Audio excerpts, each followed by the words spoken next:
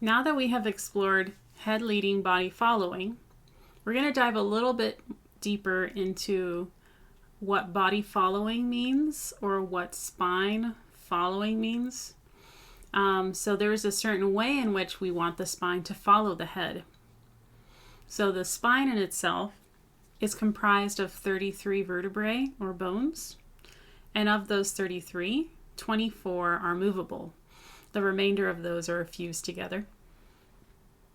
But basically, we want the spine to follow the head wherever it wants to go in a sequential order, so it doesn't all move at once. You can think of a snake, the way it moves and slithers.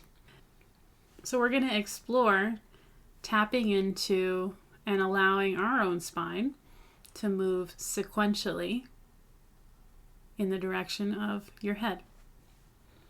So we're going to start by sitting in a chair.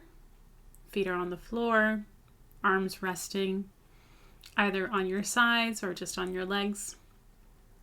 And you're going to allow yourself to bend over your legs from your hip joints, almost like you're trying to bend down to reach something as you're sitting. And just do this without much thought. And do it a few times. And as you're doing it, I want you to notice the quality of how your spine moves to achieve this. So just notice, is it moving like a plank as it bends over? Or is it gradually, bone by bone, following the head? Is it smooth? Is it jagged? Is it sharply angled? Is it fluid? These are the questions you want to ask yourself as you're exploring your habit of how you bend over. And if your head is leading the movement and your spine is completely free, you will immediately be able to notice your spine sequentially following your head. If your spine is frozen in some parts, you can still experience the sequencing. It would just skip over the frozen or tense parts, or you might notice big chunks kind of moving together versus more smaller pieces. So now I want you to repeat the movement, and this time don't let your head lead. So don't move your head as you're trying to bend over your legs.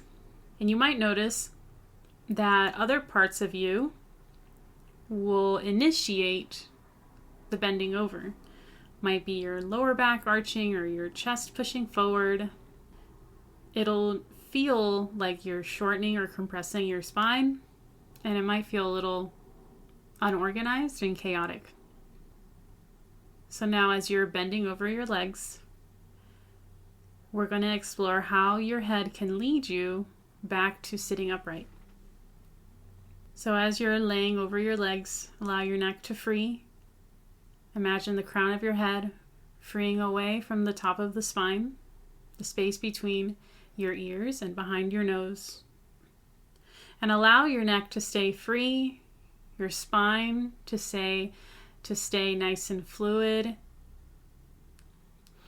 As you gently roll yourself from the bottom of your spine, vertebrae by vertebrae, back to sitting upright. And experiment with this a few times.